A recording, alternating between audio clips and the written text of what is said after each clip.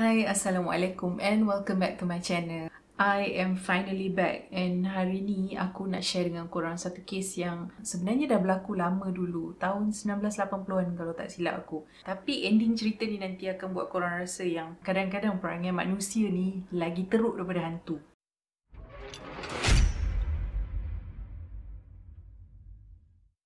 Cerita ni bermula pada tahun 1986 apabila ibu kepada dua orang anak gadis yang bernama Annie dan Jessica telah meninggal dunia akibat daripada penyakit kanser. Ketika tu Annie dan Jessica baru berusia belasan tahun. Jadi tinggallah Annie dan Jessica bersama ayah diorang dan mereka belajar untuk meneruskan hidup tanpa ibu diorang. Brian, iaitu ayah kepada dua beradik tadi ni, ialah seorang ayah yang baik. Jadi selepas kematian isterinya, Brian ni dia bekerja dengan lebih kuat bagi menampung kehilangan pendapatan selepas kematian isteri dia. Jadi disebabkan Brian selalu tak dekat rumah, dia keluar bekerja, most of the time Annie dan Jessica tinggal berdua dekat rumah. Sebab terlalu rindukan mak diorang, satu hari ni Annie dan Jessica dapatlah idea untuk cuba menghubungi roh ibu diorang menggunakan Ouija board. Pada malam tu, Annie dan Jessica pun memulakan upacara untuk menghubungi ibu mereka dekat bahagian basement rumah diorang. Menurut Annie, sebenarnya diorang ni tak tahu pun macam mana sebenarnya cara untuk gunakan Ouija board.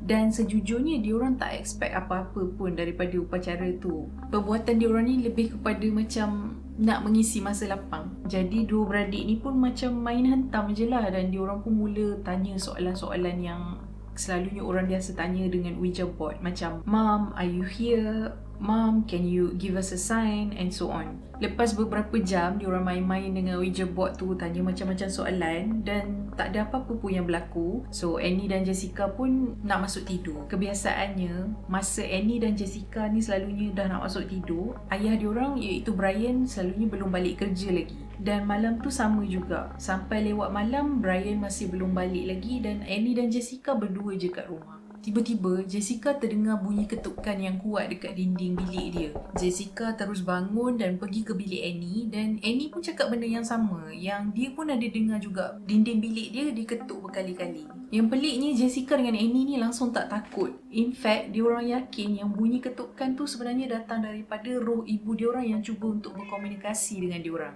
Bila Brian balik kerja malam tu, Annie dan Jessica ni pun excited lah cerita dekat ayah diorang apa yang baru jadi tadi. Bila Brian dengar cerita diorang, dia jadi risau sebab bagi dia anak-anak dia ni saja reka cerita sebab mereka masih lagi tak dapat nak menerima hakikat yang mak diorang dah meninggal dah. Lepas pada malam tu, hari demi hari makin banyak perkara aneh yang berlaku kat dalam rumah diorang. Bunyi ketukan yang diorang dengar tu berlaku makin kerap sampai satu tahap Annie dan Jessica tak dapat nak tidur pada waktu malam. Tapi yang peliknya bila diorang jerit je panggil ayah diorang, bunyi ketukan pada dinding bilik diorang tu akan terus terhenti macam tu je. Benda-benda lain yang berlaku dalam rumah tu ialah barang-barang dan perabot dalam rumah pun kerap beralih tempat, terutamanya apabila mereka sekeluarga keluar dari rumah. Tapi pada masa ni, Brian masih lagi tak menganggap yang rumah dia tu ada gangguan, dan dia masih lagi fikir yang semua benda ni berlaku sebab anak-anak dia saja buat perangai selepas kehilangan ibu mereka. Sampai satu tahap Brian pun bagi tahu dekat anak-anak dia yang kalau diorang tak berhenti buat semua benda yang bukan-bukan ni, dia terpaksa hantar diorang untuk pergi dapatkan kaunseling. Bila gangguan-gangguan tu semua berterusan, Annie dan Jessica dah mula start rasa takut nak duduk dalam rumah berdua saja.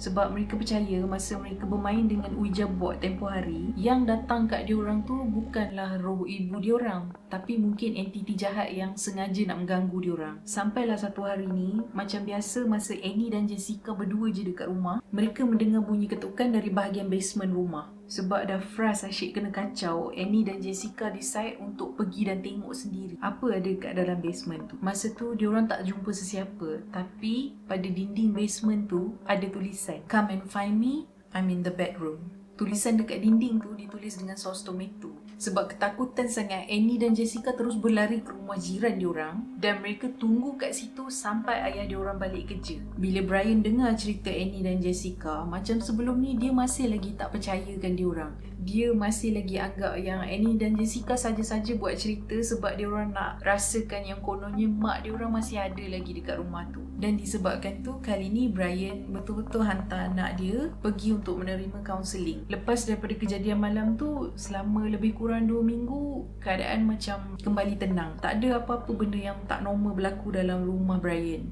Sampailah satu hari ni, benda yang sama macam sebelum ni berlaku lagi. Masa Annie dan Jessica dekat ruang tamu, dia orang terdengar bunyi ketukan yang datang dari dinding bilik Annie. Jadi dia orang pun bergegas naik ke atas, pergi ke bilik Annie. Dan bila dia orang buka pintu bilik tu, pada dinding bilik tu tertulis mesej yang berbunyi, I am back, find me if you can. So sama macam sebelum ni, Annie dan Jessica memang tak tunggu lama dalam rumah. Dia orang terus lari pergi rumah jiran dia orang dan tunggu kat situ sampai ayah dia orang balik kerja. Bila Brian balik kerja, macam sebelum ni, Annie dengan Jessica pun cerita dekat ayah dia apa yang berlaku dekat rumah tadi. Dan kali ni respon Brian adalah berbeza.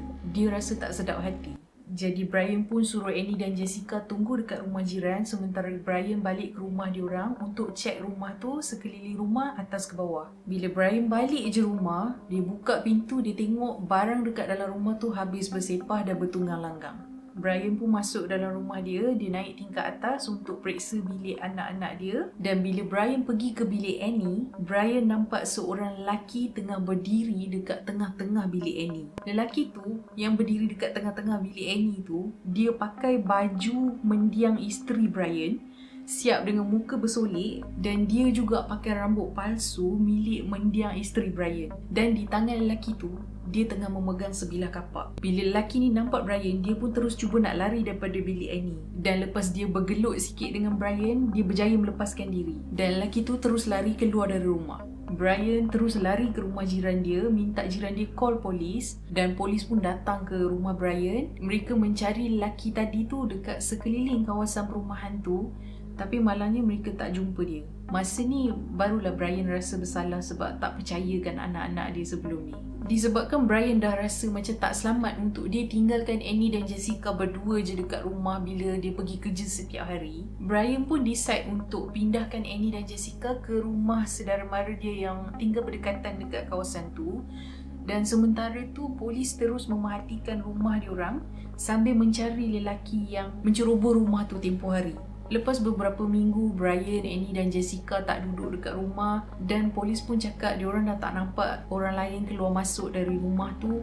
Mereka pun rasa selamat untuk pulang ke rumah. Pada hari yang Brian balik rumah tu, sebelum dia masuk rumah, Brian ternampak lelaki yang sama tu dekat dalam rumah dia dari tingkap. Masa Brian nampak lelaki tu, nasib baik lelaki tu tak nampak Brian. Jadi Brian pun diam-diam jalan jauh daripada rumah. Dia pergi cari public phone dan dia terus call polis. Polis pun cepat-cepat datang dan kepung rumah tu. Dan kali ni dia orang berjaya menangkap lelaki tu. Lelaki tu kemudiannya diidentifikasi sebagai seorang remaja yang berumur 17 tahun dan namanya ialah Daniel LaPlante. Lepas polis berjaya memberkas Daniel ni, barulah diorang tahu yang selama ni Daniel bersembunyi dalam dinding rumah Brian. Rumah Brian ni macam kebanyakan rumah untuk kawasan yang ada musim sejuk, musim panas, dinding dia berlapis tau. So antara dinding dengan dinding tu ada ruang kosong, selalunya diisi dengan insulation macam tu. Tapi si Daniel ni, dia pergi korek semua insulation tu, lepas tu dia duduk dalam tu. Tujuan Daniel ni buat macam tu sebab dia nak perhatikan Annie. Dia nak stalk Annie sebab dia suka dengan Annie. Sebelum ni, Daniel dengan Annie pernah lah pergi satu date. Diorang cuma pergi kat fast food, makan burger. Lepas tu Annie rasa macam Daniel ni pelik. Jadi lepas tu dia dah tak layan Daniel. Tapi dia tak sangka yang Daniel boleh buat sampai macam ni. Daniel LaPlante ditahan di penjara Giovanna dan dia dibebaskan pada Oktober 1987. Kemudian pada 3 Disember 1987 juga, sekali lagi Daniel telah diberkas oleh polis. Tapi kali ni jenayah dia lebih besar. Daniel telah membunuh seorang wanita yang bernama Priscilla Gustafson bersama-sama dengan 2 orang anak Priscilla yang berumur 5 dan 7 tahun. Selain daripada itu, masa Priscilla dibunuh, dia sedang mengandungkan anak ketiganya. Sampai hari ni Daniel LaPlante masih meringkuk dalam penjara. Okay, that's all the information pasal cerita Annie dan Jessica ni. Lepas aku research cerita ni, aku terus pergi cari movie The Boy sebab apa yang Daniel buat ni betul-betul mengingatkan aku pada movie The Boy tu. Kalau korang pernah tengok movie tu, komen dekat bawah. Kalau korang tak pernah tengok lagi, Pergilah tengok. Cerita dia slow je tapi best. Korang bayangkan Daniel LaPlante ni, he's someone who's capable of murder. Aku rasa malam tu masa Daniel tunggu dengan kapak dekat dalam bilik Annie tu, dia tak expect masa tu yang dia akan jumpa dengan Brian. Kalau masa tu Annie yang masuk bilik tu, aku tak rasa yang dia akan lepaskan Annie hidup-hidup. Alright guys, that's it for today's video. Aku harap korang suka dengan video ni. Bagi korang yang belum subscribe, jangan lupa tekan butang subscribe, like, komen dan share. Dan jangan lupa turn on notification bagi membantu channel ni berkembang. I will see you in my next video. Bye.